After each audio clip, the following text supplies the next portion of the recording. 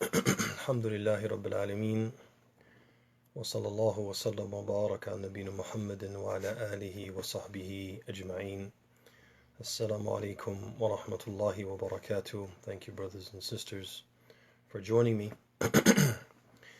Brothers and sisters, in one of the early installments of our series, we spoke about how situations like the one in which we currently find ourselves are a test of the depth and breadth of our commitment. We can choose to adapt to the circumstances, use them as a means to worship Allah, and respond to them in a way that will earn us reward and pleasure, or we can choose not to. Sometimes these crises and trials deny us a means to draw closer to Allah, like in this case attending the masajid, but they will simultaneously afford us a golden opportunity to draw closer to Allah by another means. One example is, for example, a person who is afflicted with the crisis of being lost in a desert with a shortage of food and water. This person will be deprived the ability to use that water which he needs to drink to make al-wudu. He'll be deprived of the ability to worship Allah through al-wudu. But he'll be offered the opportunity to worship Allah through reviving and practicing the sunnah of a tayammum. A more practical example is that one of the best ways to draw closer to Allah is by raising, rearing, and educating our children. And this crisis has afforded us a golden opportunity to do that. Allah subhanahu wa ta'ala, He says in Surah At-Tahrim, the 66th Surah, verse number 6, Ya ayyuha alladhina amanu qu anfusakum wa ahlikum nara wa quduha an-nasu wal hijara. O you who believe, protect yourselves and your families from a fire whose fuel is people and stones. Ali radiyallahu anhu said that it means allimuhum wa addibuhum, teach them and discipline them. And the Prophet sallallahu alayhi wa ala alihi wa sahbihi wa sallam, he said in the hadith collected by Bukhari and Muslim on the authority of Abd'llah ibn Umar, kullukum ra'in wa kullukum mas'ul ar-ra'iyati. All of you are shepherds, and each of you will be asked about his or her flock, meaning we will be asked about what we taught our children and how we raised them. Brothers and sisters, the current crisis and the stay-at-home orders that have come along with it afford us the opportunity to spend a lot more time at home with our children, and the opportunity to use that time to teach them and worship Allah by doing so.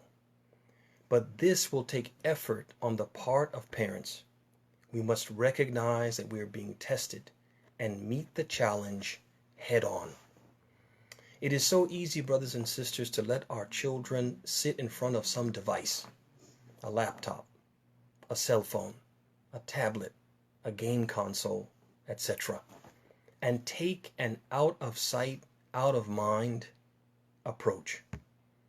But how much reward will we earn by doing that? Does that qualify as actively using the circumstances to draw closer to Allah? Brothers and sisters, if we do that, we will miss a golden opportunity, not only to earn Allah's pleasure, but to connect, really connect with our kids. So I would like to advise parents to set aside some time each day to sit with their children and teach them to learn. To sit with their children and teach them, and learn with them. Talk to them about current affairs. Talk to them about what's going on in the world right now and how they should be viewed from an Islamic perspective. Sit and study Quran with them.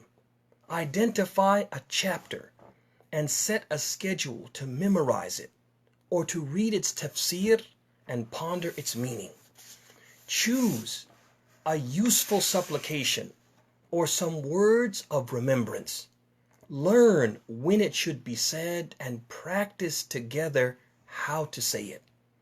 Grab a book on Islamic beliefs or rituals like prayer, fasting, or Islamic manners, the seerah of the Prophet ﷺ or his companions, etc. Set aside some time each day to read and discuss it. Play a game where you quiz each other on what you have learned together or on things every Muslim should know. Watch a religious lecture, documentary, or film together, and afterwards compare notes and share thoughts with each other. It may be hard and even awkward at first. Many of us live in the same house with our children, but we might as well live in separate universes. This is not the case in every household, but it is the case in many Muslim households.